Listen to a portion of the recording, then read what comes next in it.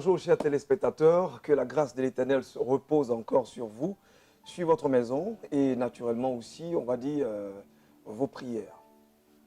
Aujourd'hui, nous avons décidé d'inviter quelqu'un qui, lui, est sorti d'un monde d'immoralité, de perversion, de vice. Et oui, j'ai vu justement des parents qui ont honte de l'argent offrir des voitures, des véhicules à leurs enfants. Et j'ai vu des parents fortunés offrir justement des voyages, que ce soit à Dubaï, en France, aux États-Unis, en Danemark ou ce que vous voulez. L'argent peut justement apporter ça. Mais la transformation interne de l'être, l'argent ne peut pas. On se trouve heurté justement à cette grande difficulté. L'argent a ses limites. Parce que l'argent est un moyen et non une source de bonheur. La véritable source de bonheur, c'est ce qui est à l'intérieur de nous. C'est le Christ, c'est la valeur. C'est justement ce qu'il a déposé en nous qui peut constituer véritablement la lumière. Et il a dit, vous êtes la lumière de ce monde et le sel de la terre. Celui qui va rendre son témoignage, franchement, il vient de loin. Amen. Il a fallu justement celui-là même qui est le créateur de l'homme pour lui apporter les pièces de réchange. Certainement, vous connaissez quelqu'un autour de vous, drogué, alcoolique, fumeur, qui baigne bien sûr dans la perversité. Je puis vous dire, en ce jour, après avoir écouté ce témoignage, vous comprendrez que le nom de Jésus est effectivement un nom au-dessus de tous les noms. Amen. Bienvenue, vous êtes à Dieu à l'œuvre. Je suis Ghislaine Yamki, votre animateur. Et sur ce plateau, nous recevons le pasteur Innocent Quadio. Oui. Bonjour. Bonjour. Vous allez très bien, j'espère. Oh, très bien, par la grâce de Dieu. Vous avez apprécié l'introduction? Oh, super. Comment vous la trouvez? Vous retrouvez votre histoire dedans? Super, super, super. Vous retrouvez votre histoire dedans? C'est carrément ma biographie. Super. Ouais. Alors, oui. Vous étiez, oui. Parce qu'aujourd'hui, on va dire, le Seigneur vous a lavé carrément. Amen. Le Seigneur vous a mis, on va dire, sur le boisseau. Amen. Vous n'êtes plus sous le boisseau. Amen. Et vous allez justement d'abord nous parler dessous, avant qu'on revienne à dessus. Ok. Il se passait quoi en dessous? Oui. En dessous, il faut dire que je suis père de famille, aujourd'hui de 5 belles filles. Mais la vie n'a pas été facile pour moi. Je me battais comme tout bon père pour m'en sortir, mais il faut dire que j'ai connu l'échec au point que j'ai tout perdu. J'ai perdu ma femme, j'ai même perdu mes enfants. Pourquoi? Parce que je suis tombé, j'ai été dépressif, je suis tombé dans l'alcool, et dans la colère parce que j'étais un bagarreur.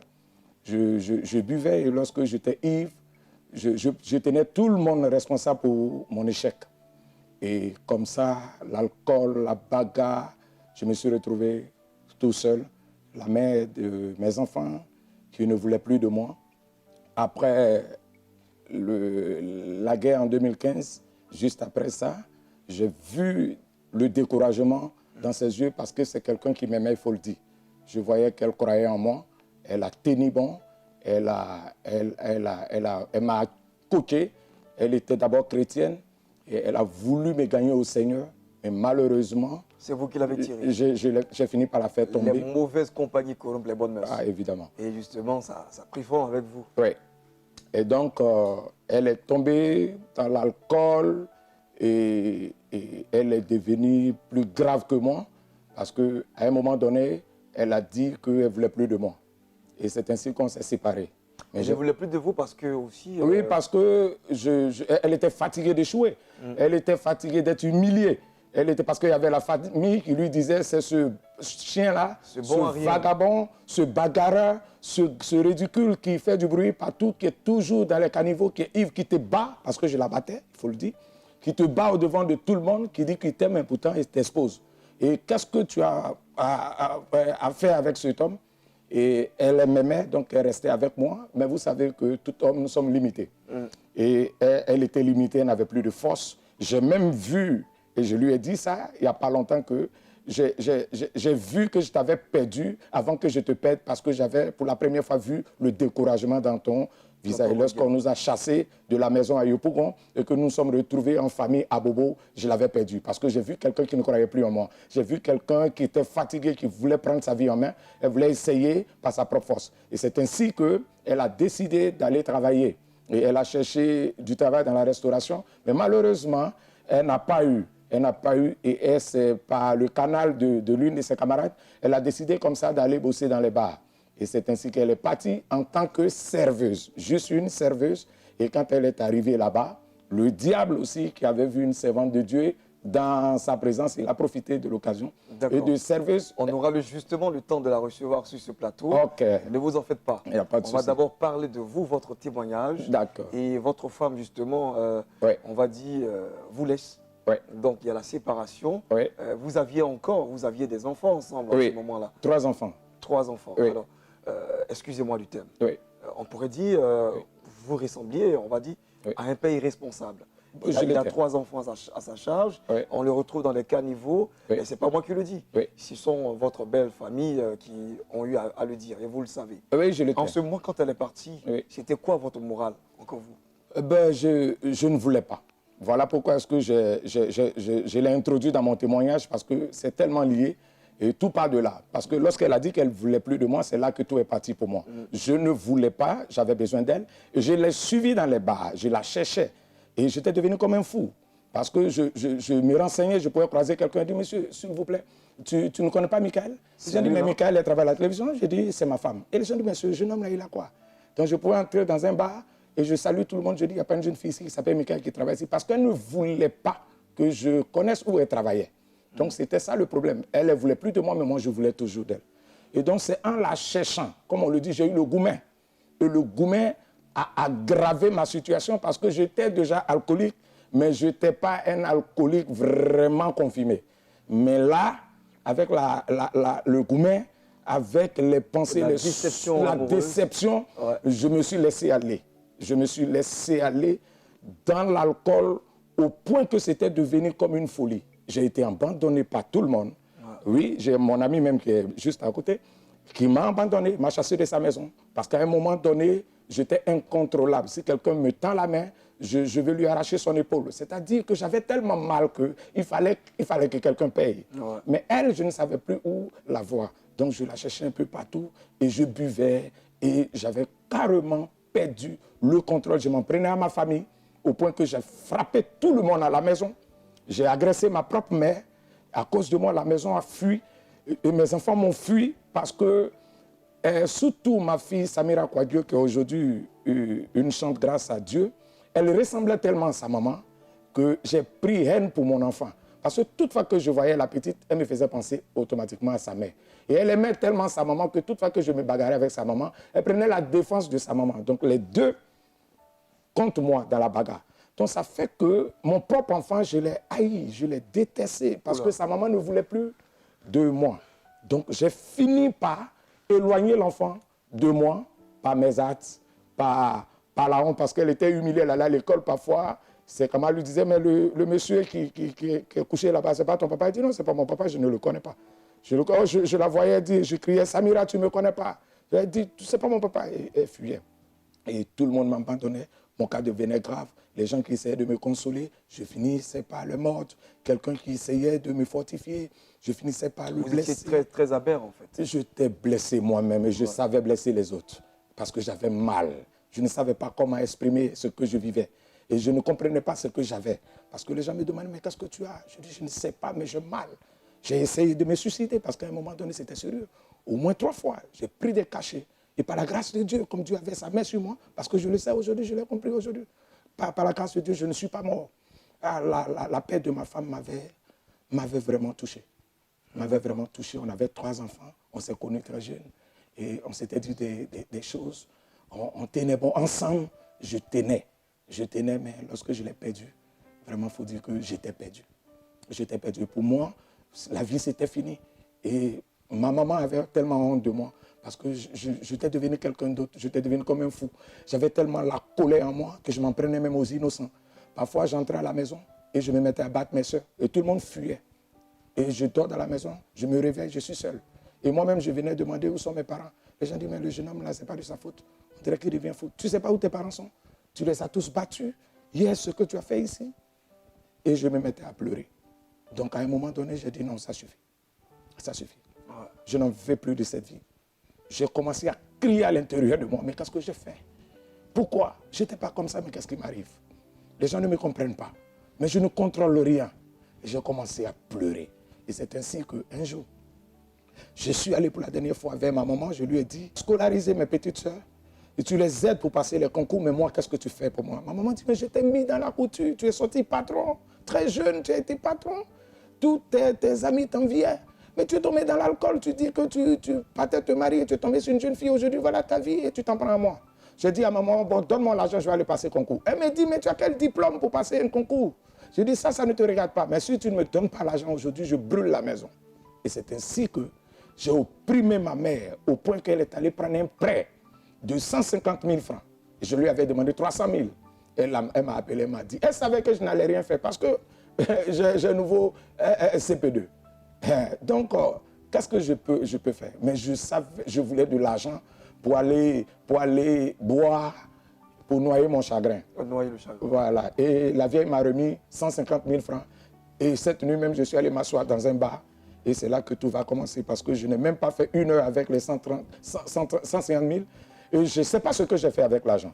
J'ai commencé à boire, j'ai commencé à faire des dons, j'ai commencé à acheter la boisson pour tout le monde.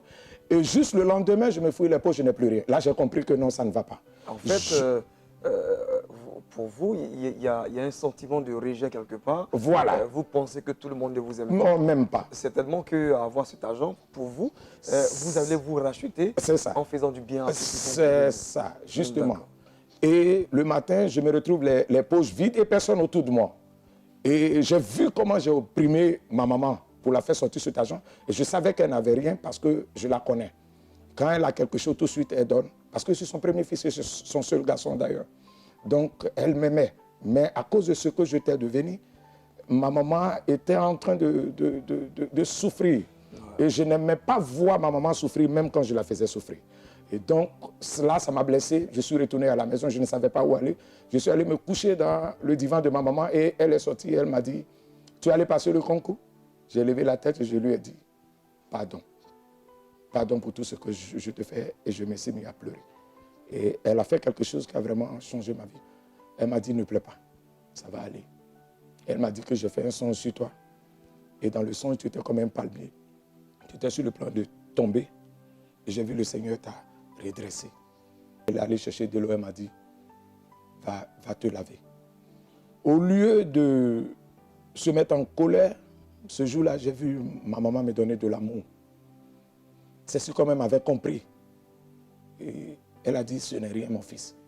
Tu es mon enfant. Tout le monde peut te fuir, mais moi je t'aime. Et ça a déclenché quelque chose en moi. Et j'ai dit à ma maman, je ne vais plus te faire souffrir. Et que je vais arrêter, ça va aller. Je vais me reprendre, je vais me ressaisir. Et elle m'a dit, il faut te coucher. Et je me suis couché dans le fauteuil. Et puis, l'une de mes tantes est entrée. Quand elle est entrée, j'ai entendu sa voix, elle a salué ma maman. Elle a dit, comment ça va? Il y avait la soeur de ma maman qui était malade. Elle était venue la voir. Elle a dit, ça va, il y a ma soeur qui est malade, il y a Innocent aussi. Vraiment, sa vie là, je ne sais plus, j'ai tout fait, mais ça ne va pas. Il est couché là-bas. Elle m'a dit, je vais aller le voir. Elle dit, va le voir, il est couché dedans. Si tu le vois, il est un joli garçon, il a changé. Et ma tante est arrivée, elle s'appelle Madame Kwame. Que Dieu te bénisse, maman. Et elle est entrée, elle m'a dit, non, tu as quoi? Je lui ai dit, maman, je ne sais pas ce que j'ai. Ma femme ne veut plus de moi. Mes enfants ne veulent plus de moi. Mes amis m'ont abandonné. Tout ce que je fais, ça retourne contre moi. Mais je ne veux pas leur faire du mal. Mais je ne sais que faire du mal aux gens. Elle m'a dit, non, Jésus t'aime. J'ai dit, ah maman, si Jésus t'aime, même du moins, c'est qu'aujourd'hui, je veux le croiser. Parce que je suis fatigué de ma situation. Et ma tante, j'ai vu un coup. Son visage a changé, elle a regardé ma mère. Ma mère était surprise parce que je suis très compliqué. À cause du temps, je n'ai pas eu le temps d'entrer dans les détails. Mais je suis quelqu'un de nature, Dieu m'a doté d'une force. Je ne suis pas grand de taille, mais je sais me battre et je suis très agressif. Donc, quand je me mets en colère, à Bobo, à Vocatier, Petit Marché, il n'y a pas quelqu'un qui ne me connaît pas là-bas. Quand je me mets en colère, tout le monde fuit. Donc, j'étais vraiment incrédule Parce que c'est monsieur, je sais tout.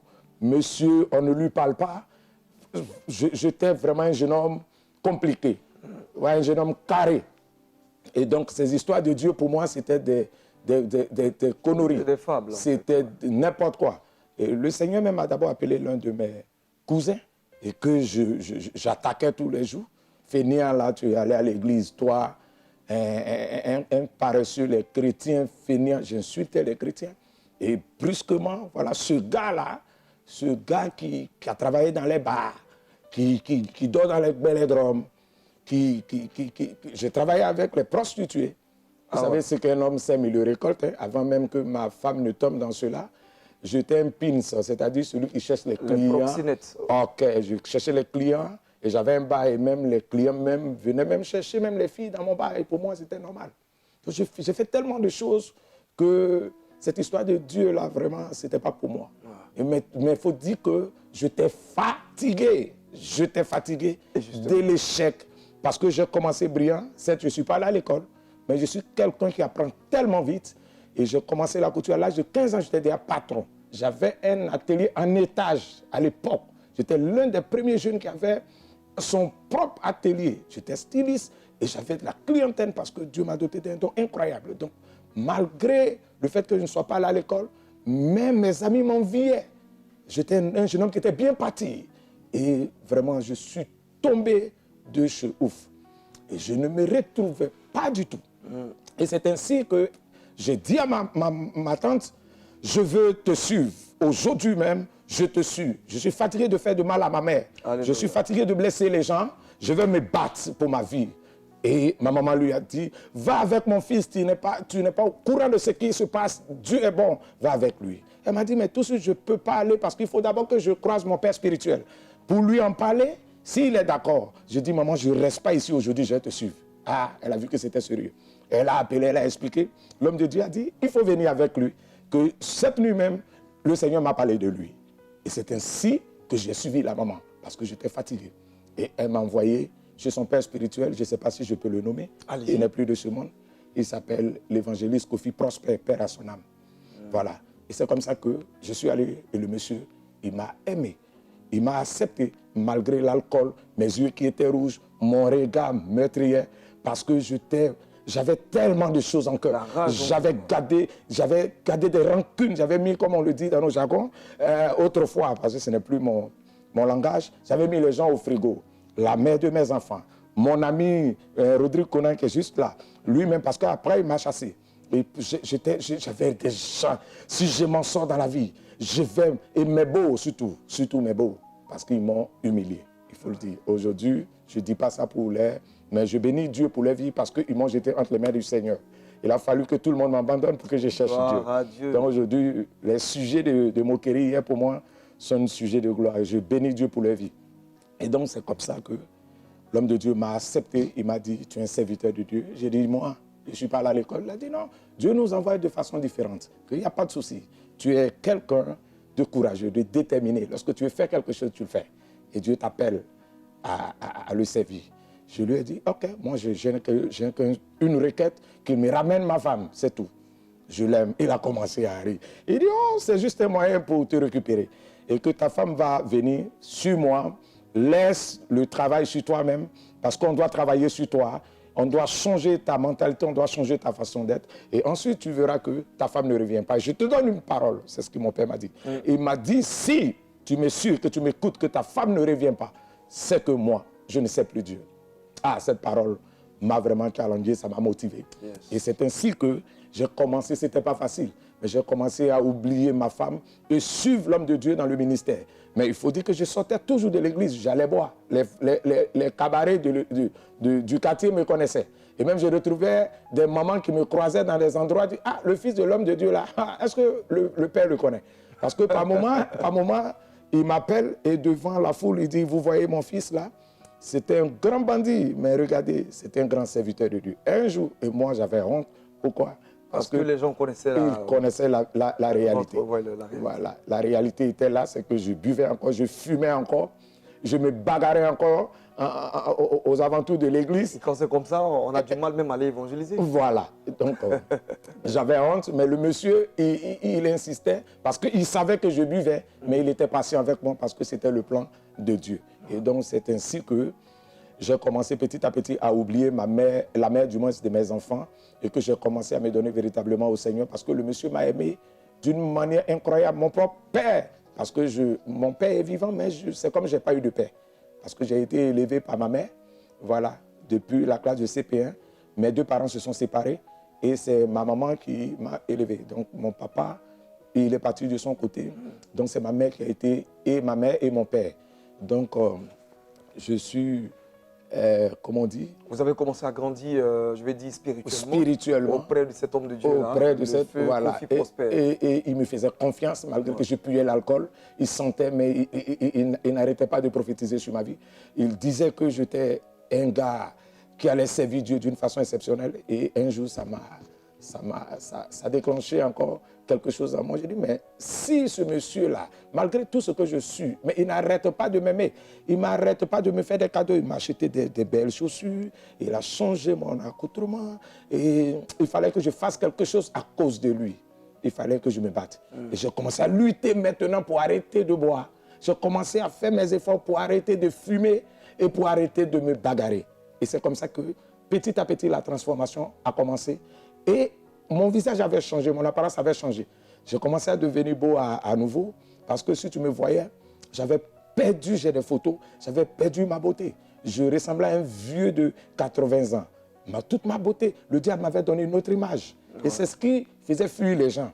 Et mon vrai visage a commencé à apparaître petit à petit. Et un jour, j'ai décidé comme ça d'aller rendre visite à la mère de mes enfants.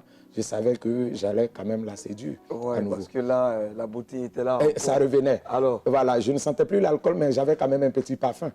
Et donc, c'est ainsi que je suis allé lui rendre visite à Abobo Avocatier. Ouais. Je trouve madame qui est en train de faire le show. Elle est saoulée, elle fumait. Elle était avec ses copains. Et pour la première fois, quand elle m'a vu, elle m'a regardé et j'ai senti qu'elle s'est sentie gênée. Et je l'ai dépassé, je suis allé m'asseoir derrière et elle m'a rejoint après. Je lui ai dit, je suis venu voir les enfants pour repartir. Et j'ai senti qu'elle était fière de moi. Et elle me présentait à ce gars que c'est mon ex, c'est le père de mes enfants. Parce que j'étais bien habillé, j'avais le visage qui rayonnait. La bogaille se ressortait, il renaissait. Voilà, par la grâce de Dieu. Donc, elle a commencé à être fantastique à nouveau, comme on le dit. Voilà.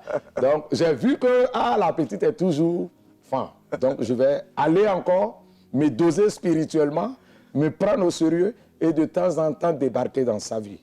Oh, mon plan a marché. Parce que quand elle m'a vu, elle a dit, mais on dirait qu'elle a laissé partir quelque chose. Hein? Mon type là est en train de se ressaisir. Et donc, je lui ai dit, bon, j'ai passé le temps et j'ai fait comme elle ne m'intéressait plus. Donc, je lui ai dit, j'ai passé du temps, je dois retourner. Demain, on va à Boaké pour un programme d'évangélisation, mon père spirituel. Donc, elle dit, Jésus. Et puis, mais si j'étais d'une manière, j'ai arrêté mon taxi, j'ai go, comme on le dit, j'ai gagné en temps. D'accord. Et donc, c'est comme ça qu'un jour, on m'appelle, on me dit qu'elle se retrouve dans un camp de prière. Donc, je ne veux pas rendre son témoignage à sa place. Elle va passer sur voilà. Mais, donc, c'est après ça que mon père spirituel, 5 ans après, il décède. Et voilà, le monsieur qui m'a aidé est parti. Et un jour, on m'appelle, on me dit, Innocent, ton temps est fini avec nous. Le monsieur qui croyait en toi, le monsieur qui t'aimait est décédé, et donc il faut rentrer chez toi. Oui, parce que nous, on ne croit pas en toi. On ne croit pas en toi, parce qu'il faut dire que les gens avaient peur de moi à cause de mon témoignage. Et surtout, la femme même de l'homme de Dieu avait vraiment peur de moi parce qu'elle a appris que j'ai blessé les gens avec les coups de tête. Elle a appris que je suis vraiment violent. Donc, vraiment, elle a toujours eu peur de moi. Et donc, quand son mari n'était pas là, elle ne se sentait pas capable de vivre avec moi. Mais sauf qu'ils se sont mal pris parce que, bon, toute chose concourt au bien de ceux qui aiment Dieu. Mais au lieu d'appeler d'abord mes parents, un soir, ils m'ont dit de partir. Ils m'ont demandé de partir. Je pensais que c'était le lendemain. Ils m'ont dit de sortir, de partir. Et là, ça m'a fait mal. Ça m'a fait mal.